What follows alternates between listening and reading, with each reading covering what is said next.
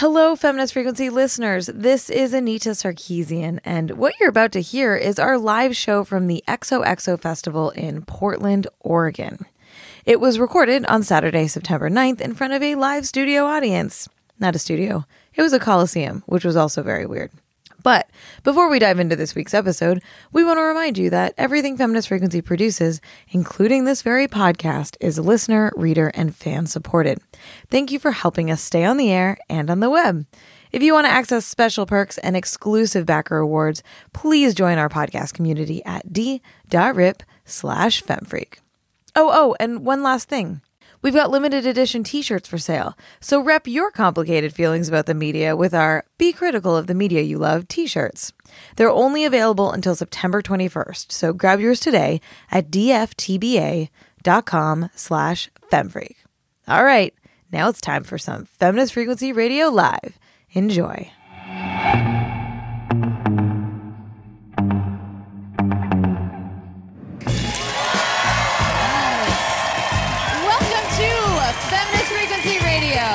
This is episode 43. I am your host, Anita Sarkeesian, and I am joined... You can stop applauding now. It's the MC Hammer. Thank you, XOXO. And we're done. We can leave. We've done it. All right. Have a good night, everybody. I'm Anita Sarkeesian, and I am joined by my X's and O's. Aww. Ebony Astor. Hey. And Carolyn Pettit. What's up? This is the show that asks you to be critical of the media you love, or alternatively, we are the feminist killjoys coming for your media, depending on your perspective. On today's show, we are introducing a brand new segment called Defend the Dumbest Thing You Love. On this show, we are each going to defend the dumbest thing we love, and you are all going to determine whether we can love it or if we have to dump it. Yeah? Yes. Cool. And then we're each going to share a little something in What's Your Freak-Out? So that's what we're doing today. Okay. Okay, so as people have now heard, I have been to XOXO many times. It is my all-time favorite festival. When they decided to not do it anymore, I was like outside their houses with pitchforks. No, you were holding a boombox that was playing In Your Eyes, right? And Yes. Yeah. Oh, that was totally what it was. That's what you were doing. But so I don't need to be convinced to come back here, but this is your first times here. Yeah, I do need to be convinced to come back here. I'm having like an amazing time. You know, it's been so validating, so encouraging to be around so many other creative people who are being so vulnerable and honest about their own process, their own creative, struggles, their feelings of imposter syndrome, all of those things which, I certainly carry around inside of me and, but often feel a sense of shame about even having those feelings, so then I don't voice them. And, it's just like this snowball that turns into a boulder of shame. And so it's so great for me to be here among so many people, not to mention the fact that there's fantastic games in the arcade, the tabletop, the whole thing is just such a wonderful experience. Absolutely. Yeah. Yeah, I'm having a fantastic time. As you both know, I don't leave my house if I can help it. So being convinced to not only leave LA, but then leave the hotel room on a daily basis, I thought would be a struggle. It has not been. There have been amazing people that I've connected with here. So many. Like, oh my God, okay, so there's only 3 of y'all here who listen to the show on the regular. So the 3 of you know that I just have a hard time not falling into the assumption that everybody is trash. Everybody is not trash. No, people here have been so great. Let me just tell you, I posted a call in the POC channel, People of Color, what, and was like, yo, I got an ash situation developing on my ankles. Is it okay? I got a sister who was just like, I have some lotion, I got you. That's the kind of community I'm talking about, Like, it's good. Yeah, it's real good. I'm so glad. Because Me too. I never know. Because then if this was bad, you'd be like, I'm never going with you anywhere again. I talk shit about you nonstop anyway, so. Yeah. I know, it's true. All right, so, Carolyn, you got some entertainment news for us? I sure do. So let's start with, sadly on Thursday, movie star Burt Reynolds passed away. And the reason I bring this up is because it opened my eyes to something that I never knew existed, but that has come back into the cultural conversation a little bit since he passed away. And that is that in 1972, under the editorship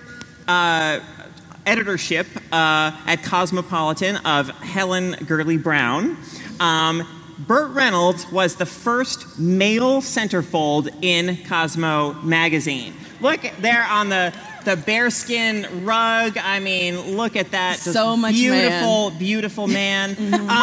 And what's interesting about this, why I bring it up, is because actually of the feminist conversation around the existence of this centerfold. So there's a piece on bust.com by Lynn Perrell that talks about the centerfold, and so I want to just read a little excerpt from that story. So before, like in the weeks or months leading up to the publication of the issue, Lynn writes. She writes, the publicity machine cranked into action, and it was assumed that a male centerfold would be a win for feminism. Quote, members of the women's liberation movement will be glad to hear Cosmopolitan Magazine will carry a nude picture of Burt Reynolds in its April issue, wrote the Mattoon, Illinois Journal-Gazette, the, famous Mattoon, Illinois Journal-Gazette. Then, obviously, the centerfold came out. The issue flew off the shelves. It was a tremendous, financial success. And then there was actually conversation at the time about, is this good for women? Is it good for feminism? Reynolds, so again, reading from the Bust story, Reynolds himself made the connection between the photo and feminism, telling a gossip columnist shortly after the centerfold appeared that he, quote, did it because it was fun and funky and a good send-up and a good send-up for Playboy and all its male chauvinist nonsense. End quote. Years later, however, he called the centerfold, quote, a fiasco and the biggest mistake he ever made. So you're taking us through such an emotional roller coaster here, Carol. And here's the last. Do we like him? Do we not like him? What's going on? Well, here's the last. That's kind of what I want to just bring up real quick. So finally, so I think Helen Gurley Brown, in the essay leading into the centerfold, Cosmopolitan itself said, quote, we think the real reason many girls are annoyed at being considered sex objects is that they weren't, until recently, permitted to return the compliment. That's not the reason, Helen. Yeah, exactly. So I think we now, from our perspective, would say, you know what, given that we live in this larger patriarchal system, a centerfold of Burt, it might be fun, it might be, whatever, you can enjoy it, but it does not bring balance to patriarchy, right? It doesn't kind of represent a step forward for us. I mean... correct. Okay. I agree. Okay. Although I'm into this picture, though. Me too. Yeah. It's It's really a lot good. of fun. Yeah. I didn't know why Carolyn told me to put this particular photo into the slide deck, but I'm here for it. Yeah. I just felt, really, it's just an excuse for me to make this image this large here. I think that's going to be... I know, it's one sad thing about the people who are going to be listening to this rather than the people who are watching it is that there's something about having Burt this big. Yeah, can someone take a picture of this and send it to us? Because, this is good. I'm going to take out this... of it. To my, on my deathbed when I'm looking back on all of my triumphs in life, I'm going to be like, and I got that centerfold of Burt Reynolds on But no, it's crazy sorry, we're trying not to use ableist words like that anymore. Feel free to ding me every time I say some bullshit during the show. It's going to happen a lot. The fact that Burt kind of repudiated, to whatever extent, later, right? Because I think the reaction, the issue flew off shelves, that's cool or whatever, right? But then it was nevertheless an item of fun, right? And became even more ridiculous as time went on. So the fact that he was able to sort of, be fully on board with it at the time, but then as time went on, nothing much had changed. In fact, things had sort of solidified in terms of the way we view masculinity, such that he could no longer even say, this was fun, I had a good time, whatever, Then it became the biggest fiasco I was ever involved in. And also Carolyn's point, the larger point here, and that we talk about a lot, is that, equal opportunity objectification isn't the solution to patriarchy, right? So like we don't like there's a conversation to be had about like sexual images and what that means and how we express sexuality, but like you don't want to just turn men into objects like we've turned women into objects, or of any people of any gender. There was like I forget what game it was, but I remember that a few years ago there was some game where in their office they made like male sort of centerfold images of some of the characters, as if they thought that was going to kind of, cancel out the sexism of like really objectified, sexualized female characters. And it's like, unfortunately, we're not playing on a level playing field. The game just doesn't work that way. Totally. Speaking of games, so Insomniac Games' Spider-Man for PS4 has just come out. I haven't played it yet. Everyone on my Twitter timeline who isn't here at XOXO, which is like 3 people, because most of people on my timeline are actually here, are just raving about this game. I cannot wait to play it. But I just wanted to, to share. So there was a tweet today by Naomi Clark, Metacynthy on Twitter, the creator of like the game Consenticle, some of you may be familiar with. And the tweet read, just days after it's revealed that IBM used NYPD surveillance cams to develop skin color profiling using unsuspecting New Yorkers, Insomniac's Spider-Man game unlocks its map by requiring you to get all the NYPD's surveillance towers back online. How heroic. Are you fucking serious?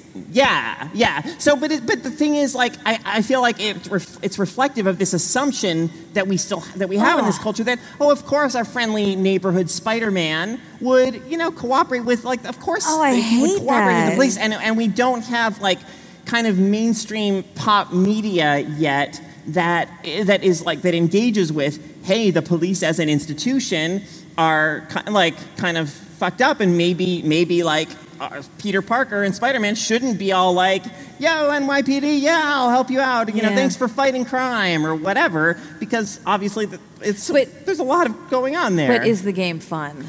Apparently the game is extremely fun, and I'm super looking forward to playing it. I was kidding, but yeah. I'm being critical of the media that I'm excited to love, that I'm looking forward to loving.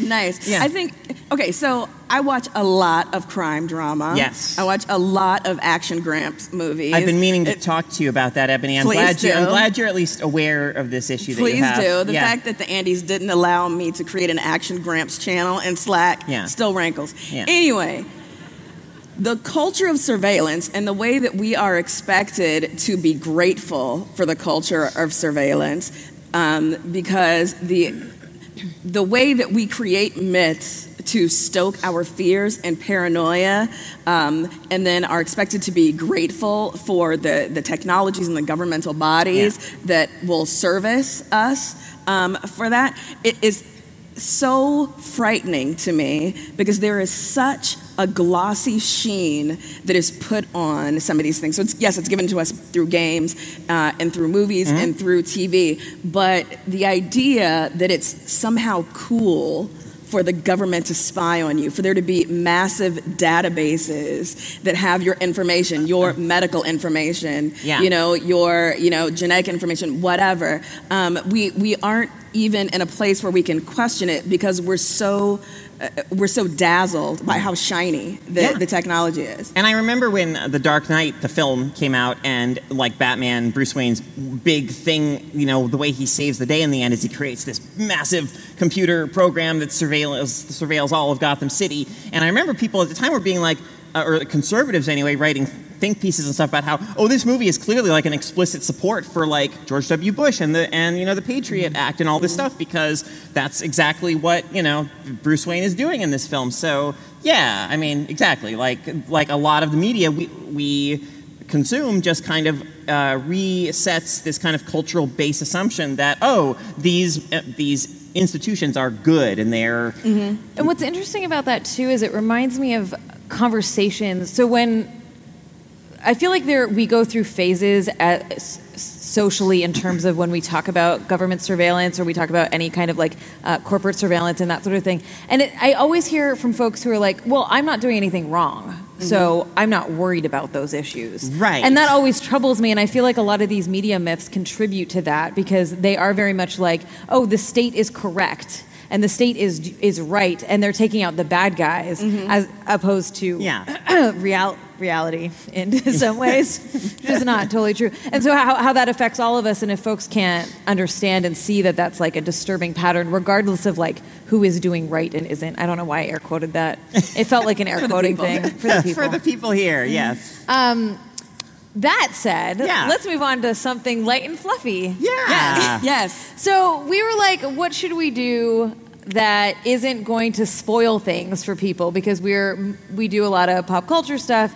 And we came up with this segment called Defend the Dumbest Thing You Love, where each of us has to choose a piece of media that is fucking terrible and convince us that it's not. So that's what we're going to do with you all.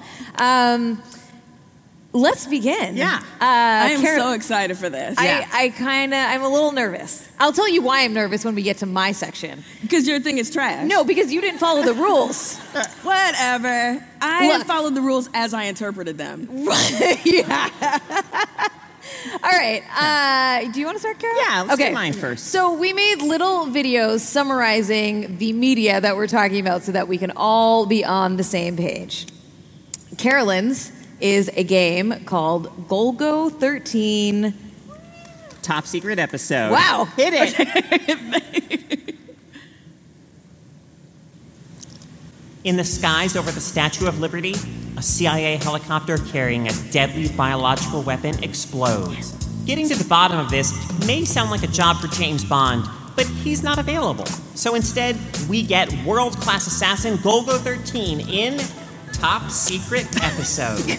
As a kid, I was exhilarated by this game for a number of reasons. First of all, it's a globe-hopping adventure that uses a bunch of recognizable, real-world locations. A genuine rarity among video games in the NES era. Your quest begins on the streets of Berlin, with plenty of clandestine meetings in hotels and subway stations. From there, you're on to Greece, where you'll visit the Parthenon. Then it's on to Rio, which is a lot like Berlin, only here there are dudes on motorcycles trying to kill you. And finally, you go to the South Pole, where Golgo 13 is too manly to even put on a coat and still struts around in his stylish three-piece suit. The plot is way too ludicrous to even try explaining, but let's just say that it all ends with Golgo 13 shooting a brain in a jar to put a stop to a nefarious organization's plans for world domination. Hey, it's the journey that matters, not the destination. Along the way, as Golgo 13, you meet women with names that would seem silly even for Bond girls. Names like Maria Lovelette and Cherry Grace. On multiple occasions, like a true secret agent, you have sex in hotels with women and get all your health back. What's amazing about these scenes is that Golgo 13 himself is all business. He never shows the slightest interest in these women, and yet they run into his arms, powerless to resist the charms of a man of very, very few words. Behold the masterful seduction technique of Golgo 13. Can you get a hold of some scuba gear and a spear gun for me? I don't know. Even if I could, it's dangerous to be moving around right now. This little war has just begun. You know, it's such a beautiful evening, and yet out there, Berlin at night, an iron curtain just doesn't seem right. And hotel sex. By far, Golgo 13's most frequent line of dialogue is ... It's kind of like his personal catchphrase. Very catchy. So, yeah, he's totally one of those media dudes whose complete lack of emotional expression or vulnerability is presented as cool and seductive. And today, I have a real problem with that. But at the same time, I admire this game for trying to do so many things. It's got side-scrolling action. It's got these sections where you're ambushed and then have to look around in all directions to find your enemies. It has flying sections. It has swimming sections. It even has these wild first-person maze navigation sections. Oh, and also, sometimes you could make Golgo 13 moonwalk. Rad. So for its time, it was a super ambitious NES game, and I still kind of admire it for that. Even while its gender politics and its John Wayne-esque, strong, silent-type notions of masculine cool now make me cringe a little. Wow. There you have it. So Yeah, so... Thank you. Yeah, give it up for Golgo 13. That is amazing, Carol. Yeah. Okay, so I never heard of this game, weirdly, because I feel like there are so many tropes in it that should have ended up in the video series. But it doesn't, I mean, here, okay, hold on. Before we do this. Yeah. I told them to make videos that just described the media. They gave me these beautifully written and narrated pieces that, like, just defend it, so we don't even need to have a conversation. Yeah. Well, no, but I mean, I feel like, you know, so this is an example of one of those cases where, you know, say, like, to relate it to, you know, another piece of media, like Skyfall is a film, right, that I found aesthetically beautiful, and I still think, like, the cinematography is incredible, and I get a lot of enjoyment from it, just...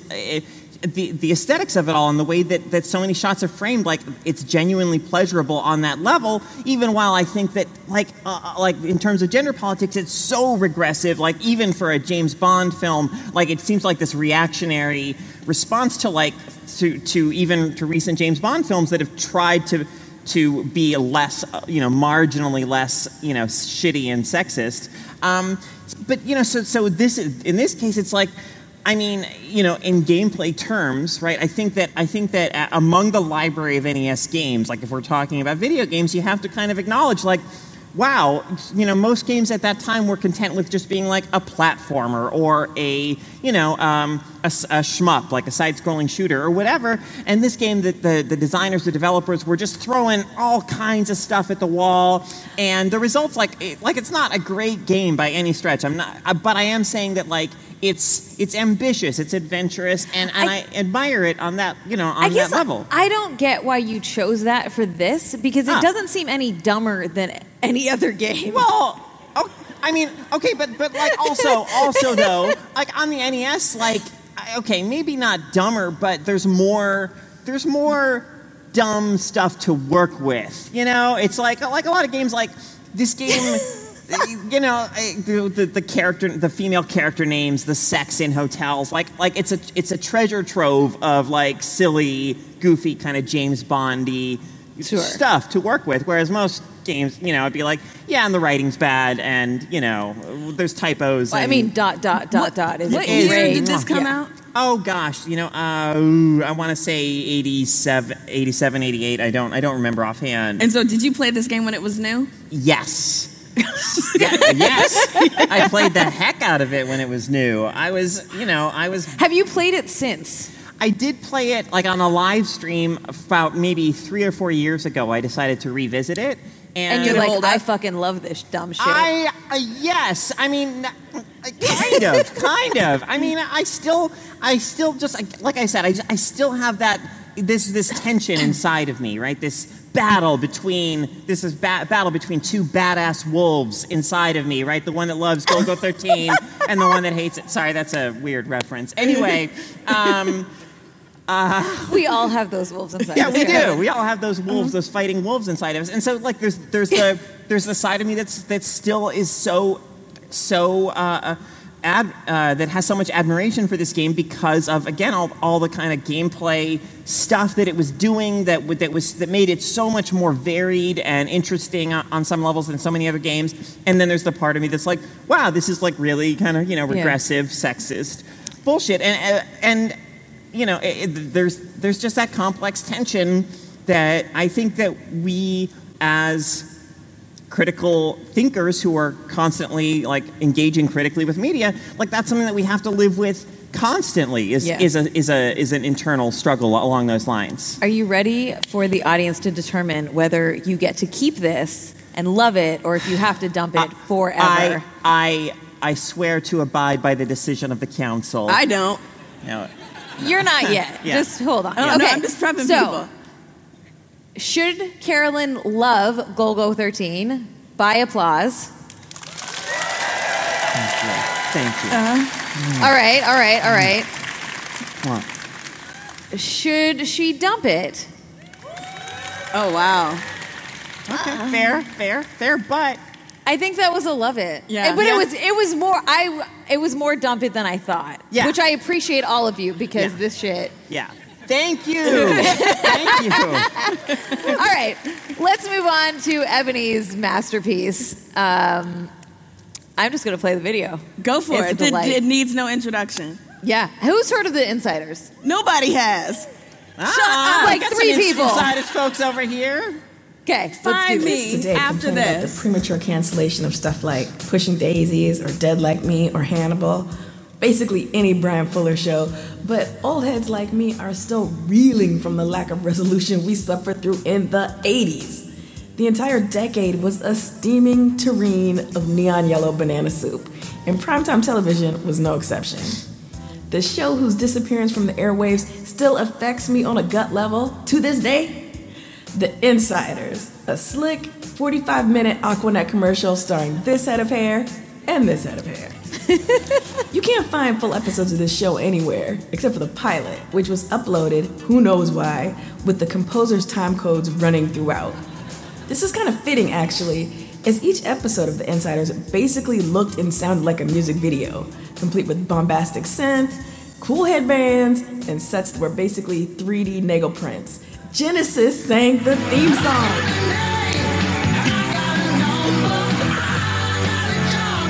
I seem to recall that there was a fairly cool setup for the show. A snarky journalist and a cheeky ex-con deploy their shit-eating grins and killer disguises each week to take down the man. We are going after cops. Bad cops. And file stories before the deadline. You know, writer biz. But to be honest, I'm pretty sure I watched this show each week for the Billy Idol and Prince cosplay. I was way too young to realize that The Insiders was some coke-addled development executive's idea of modern LA noir, tricked out in pink fluorescent lighting. I was not too young to start basing my entire worldview around the idea that being a cool adult meant amping up the charm in even the most everyday interactions. Budgeting for an expansive jacket and glove collection, and low-key flirting with a ballsy lady boss that I would drive to distraction with my rogue ways of coloring outside the lines. And hey, all of those things have turned out to be true. This show was so 80s. Billy Vera played a hitman in one episode. Billy fucking Vera. So Am I your ballsy lady boss? Yeah. Yes. So I don't. You get to have it. I don't know. Seriously though, I don't understand why. Like it looks. You know, maybe it's not very substantial, but it looks like a stylish bit of fun. Yeah, like, why would you? It is. Yeah. But I recognize that I'm saying this with the light of love and nostalgia in my eyes. It was tough getting through that pilot episode again. Okay, all right. Well, you know, but So you're seeing 2 minutes of the best. we were talking before the show though about like TV in the 80s was just like across the board Terrible? Yeah. I mean, you know, we're barring a few outliers that maybe influence some of the TV Like we have Cagney today. and Lacey? Like Hill Street Blues and stuff, you know, maybe. But I mean, plus they're going after cops, bad cops. I That's know, exactly. that's what I'm saying. That's what you know. What I brought up Spider-Man earlier. This is the kind of entertainment we need more of right now. I know. This is Having beautiful. watched enough, like having gone back and watched enough 80s shows that were like revered, right? Like that were celebrated. I think we were talking about like Quantum Leap. I tried to watch that show. It was, it's rough, y'all. Quantum Leap was, you know. It's not good. Have you watched it? Yeah. Well, no. Recently. In my memory. Exactly. He has the calculator that In makes all your the funny memory, noises. just like your It's fucking great. Golgo 13. No, it's like that kind of. It's like that stuff that you eat, you know, like junk food or whatever, that you have fond memories of because you ate it when you were a kid. And so you can eat it now and still enjoy it. But like if you rolled up to the grocery store and bought Steakums today, you would not be able to digest that shit. What? Don't ask, okay?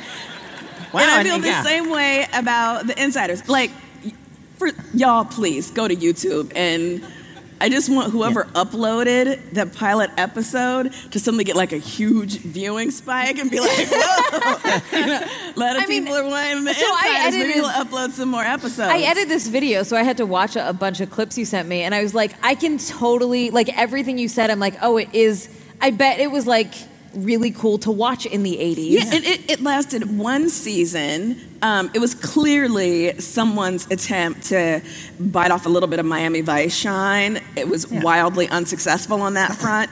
But America will never be tired of like the interracial buddy show.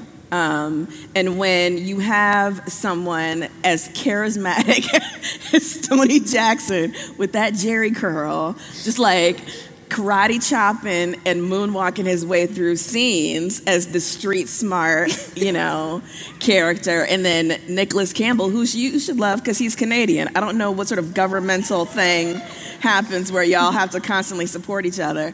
But yeah, look at this. It was so wonderful to watch as a kid because it felt so grown up and stylish. And I just thought, when I grow up, I'm gonna have an apartment. I'm gonna have a condo, and I'm gonna have dusky rose walls. How did that work out for you? Yeah, and I'm gonna wear leather gloves. None of that shit happened, but the important things, the way that I band together with you two yokels to take down the man, that did happen. So true. Yeah. We're the reboot. We're the reboot of the Insiders. Thank you. That's what I was going for. Yes. Thank you. All right. I don't even think they need to vote. No. I know, because I told you I'm not going to abide by their vote unless it's loving. I don't even know what to say to try to get them to not like it. It seems totally appealing, even though I would never watch it because it'd be boring as shit. All right, let's do this. Yeah. Okay.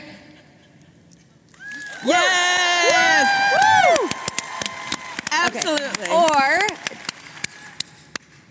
don't say Awesome. thank you, just on principle. No. Thank you for I don't know why I'm voting against any of these things. It's just on principle. Because y'all aren't going to let me have my shit, and I know it, and I'm already bitter about it. So I already have an adversarial relationship with you all. Oh boy, you are.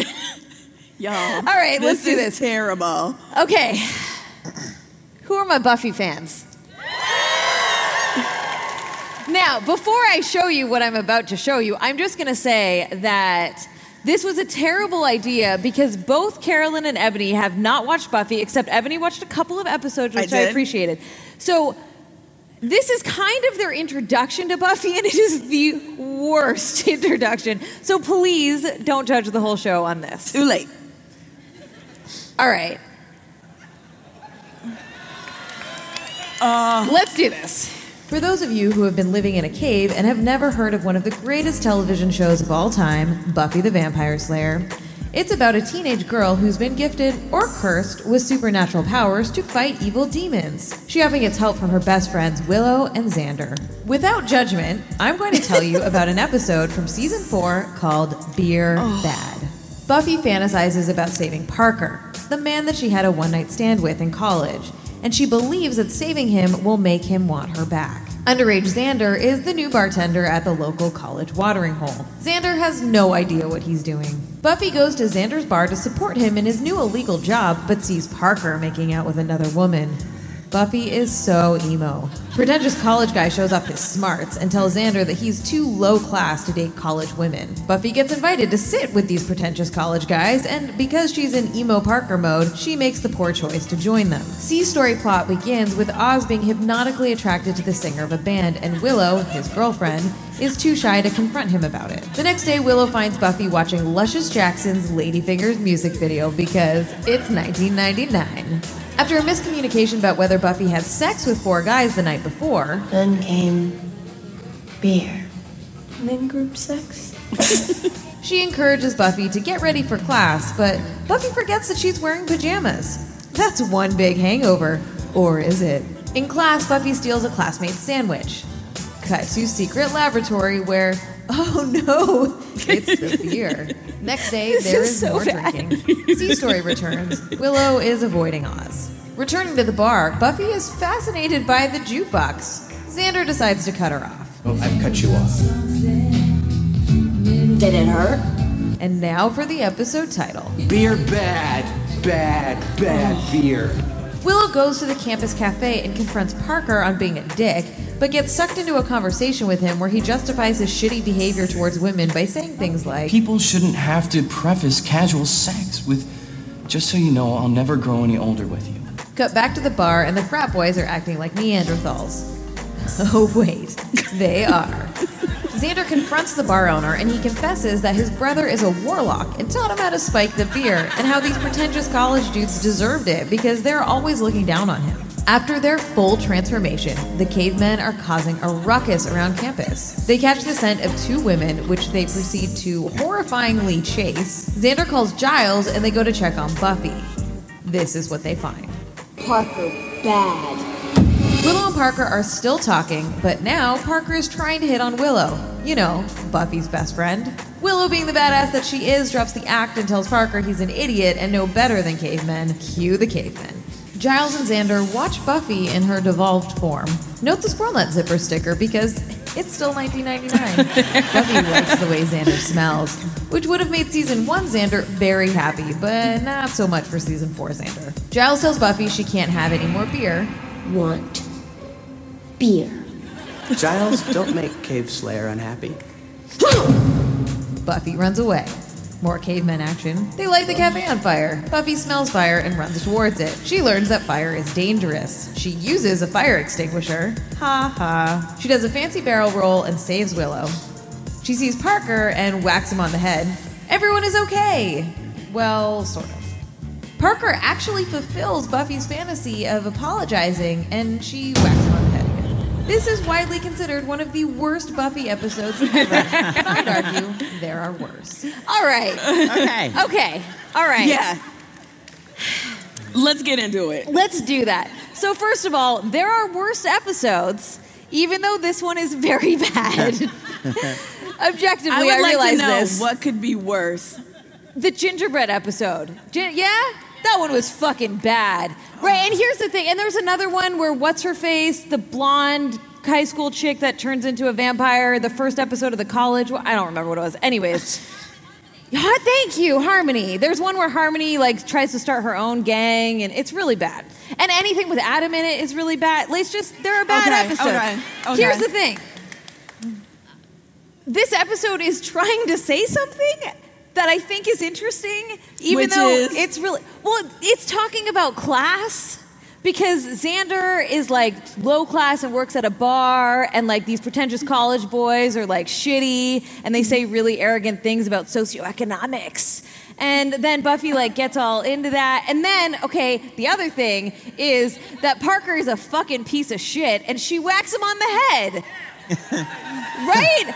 How many times have you wanted to whack a shitty dude on the head? And she does it. So I feel like they're trying to talk about so Buffy had a one-night stand for the first time in her life, and it was trying to deal with being a teenager, and so she got kind of played by this dude, and she has all these emo feelings, which happens, but then she hits him on the head. And also, I love Cave Slayer. I'm sorry. The scenes where she's just spinning around and being wild, I love it. How old is she? 20 Freshman. or something? She's a freshman? See, I'm too old to get down with watching a 17-year-old or 18-year-old, whatever, drink that terrible beer. That's fair. I'm just saying. No, this is garbage. I know. For real, you should not be allowed to like this anymore. I know it's garbage. I'm just saying, I still have... See, also, I picked something that was legitimately... Clearly, I'm bitter. I picked something that was legitimately bad to try to defend. Mine is legitimately bad, too. I tell you, if you haven't already watched The Insiders, don't let my super smooth video convince you that it is actually, objectively good. It is not. It is fun. For certain values of fun. Yeah, this isn't But no, fun. it is a This is dumb just thing painful. that I love. And the fact that there are some people out there who have heard of it, we're going to get group married after this. All right. Jean will do it because she's a minister. She's got a church and everything. Let's make it happen. Shout out, Jean. Yeah. Were you going to say something? Are you ready for the moment of truth? No, I'm really not. I've actually been really don't take this away from me. I also, part of me feels as if your choice is different than ours because, Caro had to defend an entire game. I'm trying to defend an entire show. That's true. Granted, it was only 13 episodes, but you just have one episode. Because Buffy is the best show ever. That is critically and, popularly successful. Come on. Of course people are going to let you love it, even though they shouldn't. They shouldn't. You shouldn't. It's really bad. Yeah. All right, let's let the verdict come in. Love it? Yeah. Or dump it?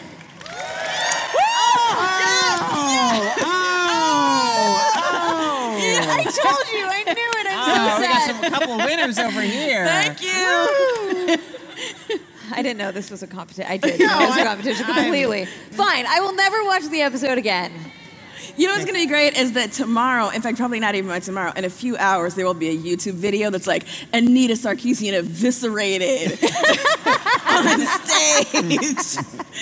And it'll have 2 million views. I do not want this to affect my campaign to have you all finally watch Buffy. Look, these are not the only employees that have never watched Buffy. I don't know what fucking mistake I made hiring people and not having that be the first interview question. And yet you kept making the same mistake. So maybe there's a part of you that knew you needed this balance.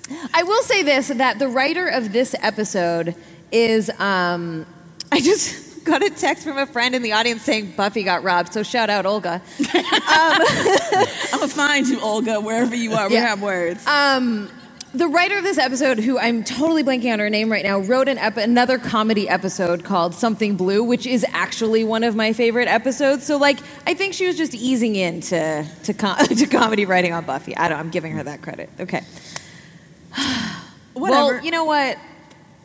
Fuck you all. Okay, on that note, let's do a little freaking out. So we have a segment we do every episode where we each share something that we're freaking out about, and it could be something we like, something we hate, a news item, an event we went to, and just so we can share a little stuff with you. So let's do some freaking out. All right. Who wants to go first? You go first. I need to take a drink. Okay, so my freak out this week is, it's a game. It's an extremely difficult turn-based tactical game. Anita, you would love it. I hate turn-based games. You don't know that, but now you do. So it's new on Switch. It's a game called Into the Breach. It's by Subset Games, who previously had a huge hit with FTL, Faster Than Light. And what I love, so this is a game in which you control a team of 3 mechs. So it's got, think kind of Pacific Rim, like giant kind of insect creatures have ravaged the Earth, and you are now controlling this team of giant mechs that are fighting the giant insect creatures. Of course. Yeah, of course. And but what I love about so normally I kind of bounce off of tactical games pretty hard because I'm not very good at them, or I just feel like, I just lose, immediately, and I just feel like I don't see a path to getting better, and so I just feel like, I don't really want to pursue this grind of, a game that's making me feel like I suck so much and that I'm not smart enough to play tactical games. So what I really admire about Into the Breach and think is really smart about it is the way that failure is really kind of built into the design. Like, they really smartly figured out, people are gonna die, they're gonna lose in this game, and that's actually just kind of part of the game flow is, when you basically lose a scenario, what happens is it's this time, like these time portals open up, and your whole team kind of jumps back to the start of the whole kind of scenario, and you go again. You unlock things to kind of as you go, you earn experience points and unlock things, but also just the fact that the game really acknowledges that, hey, we know we know this game is hard, we know you're gonna struggle, we know you're gonna lose. The fact that they really build that in makes it feel, to me, as somebody who doesn't usually gravitate toward games like this, makes me feel a lot more welcome and comfortable playing it. Like, this game is not making me feel like crap because I kind of suck. Like, it's nudging me forward and saying, hey, it's okay. This is just part of the process, and stick with it and you will get better. And I am getting better as I play, and it's really rewarding, and it's awesome. I really appreciate that in game design. Like, the games that a little bit hold your hand, like actually like allow space for new players or new players of that genre to come into them. Yeah. Because there are games that there are genres of games that I didn't grow up playing, which is partially part of why I don't think I like turn-based games, because I didn't play them much growing up. But you throw a platform in front of me and I'm like, fuck yeah, I'll be here for hours, right? But I might want to play it, but it might be too inaccessible at that point. And like, I think that the boundaries of some games create these boundaries that make it harder for folks to come into when we're sitting here trying to be like, hey, how do we make games bigger and more available to everyone? Yeah, so exactly. Good So job, I think Subset Games really did a fantastic job with that aspect of Into the Breach. On top of that, it's just an extremely well-designed, compelling, game. So yeah, if any of you, and now that it's on Switch, it's like I can take it anywhere. It's a perfect fit for the Switch. It's awesome. Why isn't every game on the Switch? That is the question of the big question of the historical moment we're living in right now. Yeah. I mean, but true. Yeah. I feel like the Switch is a historical moment in console design. Sure. No. Yeah. I mean, I fucking love my it. Switch. Yeah, right. Yeah. All right, Ebony, what's your freak out this week?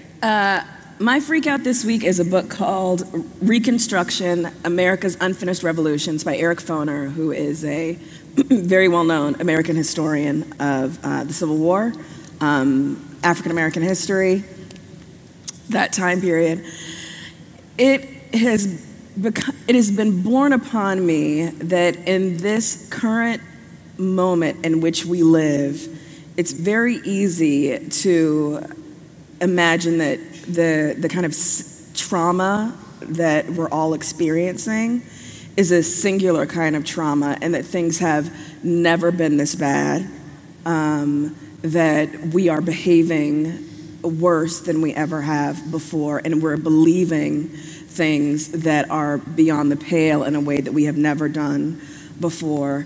And so I am very appreciative of historians like Foner. And this book is from 1989, but he is still producing now. There are historians like him who are still doing this work, but who are very diligent and rigorous about making sure that none of our history is allowed to sort of be pulled behind the curtain. I think the history of our nation is so comparatively short that we can often find ourselves compressing our understanding of what's happening to kind of this endless now. And so while I want to, be as knowledgeable as I can be about the causes of the Civil War and the way in which the country tried to heal itself from that horrific wound, I also, I want to try and wrap my head around the distinctions between what happened then and what's happening now, because as I said, I think we're caught up in this moment where we think like that there seems to be no hope because things seem worse, the worst that they've ever been. And so I want to kind of reckon with that. And so I'm getting into this book by Eric Foner. Again, it's Reconstruction, America's Unfinished Revolution, 1863 to 1877. I encourage it. It is not a quick read by any stretch of the imagination. If you were to ask me 9 months from now, what's your freak out? I'll probably just be getting to part 2. But, I'm trying to put in the work. I remember when I was first getting politicized in like my late teens, early 20s, I started reading like Howard Zinn and starting to like understand how wrong our history has been written, or histories in general. And I started realizing that like, I feel like learning history is almost more valuable than like, because I was thinking about college and shit, like is more valuable than political science in a lot of ways, because we do repeat it so many times, and the perspective of today and what's happening today, it's so critical to understand how we got here, when things like this have happened before, how they're happening globally, in different levels. And so, yeah, I think that's super valuable. Also, speaking of, Ebony and I have a book coming out called History versus Women, The Defiant Lives That They Don't Want You to Know, which is all about the stories of women who have been written out of history. It was a very smooth promo. Nice. Nicely done. We got a bunch of postcards, so come find me and Ebony after the show and we'll hand them out to you. I do want to say we actually have a little bit of time, so I'm going to talk about the book for a minute. Take your time. I am. Thank you. Thank you. I'm going to give you a little black church energy. Take your time. Thanks. I'll take it. Okay. One of the things about the book is that I think sort of sets it apart from some other ones is that we try to actually contextualize why you should care. Like, there's a lot of great books that do great work around reconstructing these stories that are missing, but I really want to offer, like, the book is for a YA audience that we think adults will like as well, that offers, like, reasons why this matters today, right? So when we talk about like sports or athletes, or what else is in our book? Artists, scientists. Like, why does it matter that they were forgotten, and how are female artists and athletes and artists, etc., treated today, and are they going to be forgotten, and what does all of that mean? So we try to contextualize it, and is power for any individual woman in existing systems a benefit for all women, or a win for all women, right? Like, you know, someone like Margaret Thatcher. Oh, interesting you bring up Margaret Thatcher. Yeah. She's in our book. You know where she's in our book? Yes, I do, in fact. Thank you for helping me set that up. Okay, here's my favorite part of our book. I love that this just turned into a pitch, but here we go. We have a whole section in the book about villains, because I am like, why are we only trying to remember the women who did like what we consider to be good things? Like, not that we're like revering pirates and thieves and horrible heads of state, but like, we can't just remember the women that we want to remember. We can't just remember the people we want to remember that's convenient for these moments. So we have a whole section of women who were fucking awful and did terrible things and led fascinating lives. And my favorite part is that we put Margaret Thatcher in the villain section, because she can fucking die. She already did, but it's fine. She can die again. Yes. Because I got really sick of all of these books that were like, Margaret Thatcher is this feminist icon, and, you know, like, she was the first female prime minister of the UK, and I'm like, she was fucking horrible, and nothing she did was feminist. So anyways, read the book, buy it for all your friends. We're going on a book tour. It's out October 2nd. I still have a freak out to do. That wasn't my freak out. My freak out is, okay, I'm gonna set the stage for my freak out. On Monday, no Tuesday, no Monday. On Monday, I was at PAX. That was just right before this, which is a games convention in Seattle. And I was lying in bed, and I had canceled some meetings because I had horrendous cramps, as I often do when I am menstruating. And I'm reading this book. The book is... Humble brag. Yeah, I know, right? Reading. The book is by John Scalzi, so shout out to the JOCO folks, because John Scalzi, whatever. There's no JOCO people here. Okay, fine. One of his books is called The Collapsing Empire. And I really liked the book. I very much enjoyed it. I got through it really quickly. There's some really interesting female characters. It is a story about collapsing... empires? Yeah, but that's not what I was going to say. But yes. Good. Wow. I just throwing out a guess there. I was just tossing out a shot in the dark. Between different planets, there are I don't fucking remember. I just read it last week. There are like faster than light traveling tube things that have a cool name in the book that I can't remember already. And they're collapsing, and so it brings up all of this interesting stuff. Whatever. There's all these cool female characters, and I think it's why when I met John, I was like, what book of yours should I read? He's like, here's the one with all the women. But, okay, so all of that set the stage. I am laying in bed, and I read this paragraph. Cardinia is a woman who has just taken over, she's the Emperix. She's taken over rule of this entire empire, and she's kind of what like you would refer to as like a commoner in this kind of world. Like she's not actually royalty. The coronation robes were heavy. The anointing oil smelled like it had gone bad a century ago. The crown dug into her forehead and chafed. She was sweating.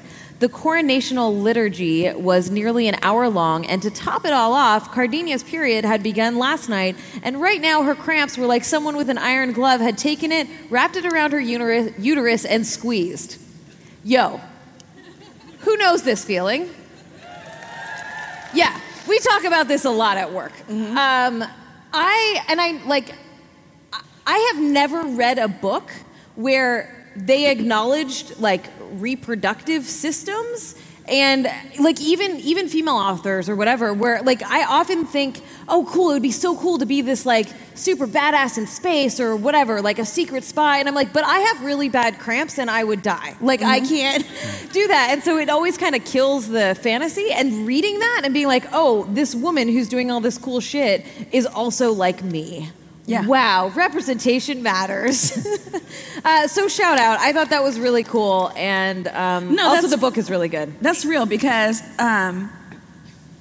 in the bathrooms here in this facility, some angel people, I don't know who you are. It's the organizers here. But I think some just like, convention goers as well have been supplementing with like pads, tampons, painkillers, just all that biz, right? And apparently there's a Slack channel for if you are on your period right now. Hey now, listen, just normalizing it, right? Just the normalizing of it, Like my dad listens to our podcast. What up, Does Dad? not like it, but listens every week. I know for a fact I'm going to get a call from him after he listens to this and be like, did y'all really have to talk? Like he'll probably dance around Sorry, it. Dad, but we hey, really Dad, do. Shout out to my dad right now. But it's absolutely necessary to, eradicate this myth that there is something wrong with the menstruating body. Yeah. Yeah. Fuck that. Yes. Fuck that. I have cramps right or now. That it's like gross or wrong or whatever. Like we have to hide our, like people try to like hide their tampons when they're going to the bathroom. It's like, come on. Yeah. Yeah. Get with it. Some people menstruate. It sucks. That's a great end for the show. Right? Huge shout out to XOXO for having us here and having us back again and amazing, again. We love you all. We love this conference. Thank you so much for coming and voting and being a part of this. Have a lovely rest of your conference. Good night, everybody. Thank you.